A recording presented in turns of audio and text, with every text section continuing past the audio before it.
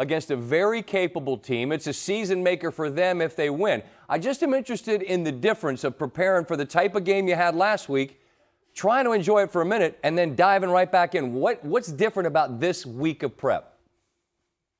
It's tough. It's unique. Thank goodness we had an off week about 3 or 4 weeks ago where we tried to prepare for both Florida, Tennessee, Mississippi State, Kentucky. We had to prepare for a lot of things. This offense we're about to play, there's not really any overlap between the offense we're now about to play and the one we played last week. So, yeah, I liken it to playing a triple option team in the middle of the season. You have to change your defense. You have to change your calls completely. So it's like starting over. We call it Etch-a-Sketch. You just erase it and you start all over with the players. There's a little human nature, though, in everybody, right? Especially young folks. And I imagine it would be hard, right? Because everyone wants to smack you on the back. And you do, I think, have to enjoy those moments. Otherwise, what are we doing? But I feel like you guys have done such a great job at maintaining your edge, the focus, the hunger, maybe even the anger that you had before you won a title. How have you done that? Our players have got a great DNA traits. They talk about it each week. We got some good leaders. I was worried coming into the team meeting Monday about, them patting themselves on the back and being all high and mighty about the Tennessee game. And we were going to, have a memorial service to kind of bury that game and put it away. Right. And a bunch of the players came to me and was like, Coach, you don't need to do that. We're over it. Let's go. And we always say Monday's about going to see the doctor to go see what you can get better at and see what you can cure. When I saw you this spring, we were talking about getting to the top of the mountain, and so many coaches I've visited with through the years have had some version of it's a hell of a lot harder to stay there than get there. And for you, what has it been like, Kirby, since last year to now, the balance of enjoying the things that the success earns you and the work that's required to sustain the level? What for you personally, how have you approached all that?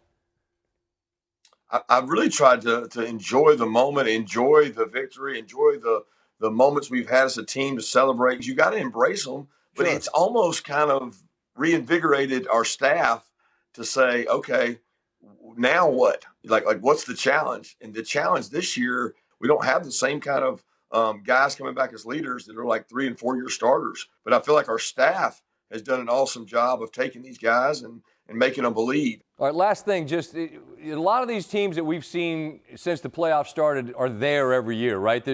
Clemson's been there a ton. You've been there a ton. Obviously, Bama and Ohio State and Oklahoma. I could keep going. But we haven't had a repeat. And I don't know how much of a focus that is for you guys. I imagine, you prepare week to week. But just the idea that could be done again, something that hasn't been done yet, how much of a sort of ring does that represent at the end of the line for you? Yeah, that is awesome, Scott, and that's awesome. But that's the last thing from our mind. I mean, I think this team's driving factor is they really want to win an SEC championship, and you can't really do that without winning in Starkville because they want to do something last year's team didn't do, and we didn't win the SEC last year. So it's one step at a time, and you can't win the SEC until you win the SEC East, and that starts with winning in Starkville. Well, and you know what? That's the beauty of your league, right? Atlanta's that great first hurdle, right? And you can't really get to the second one if you don't get to that first one. And as you say, you can't get there if you can't handle everything along the way. And Starkville's up Saturday night.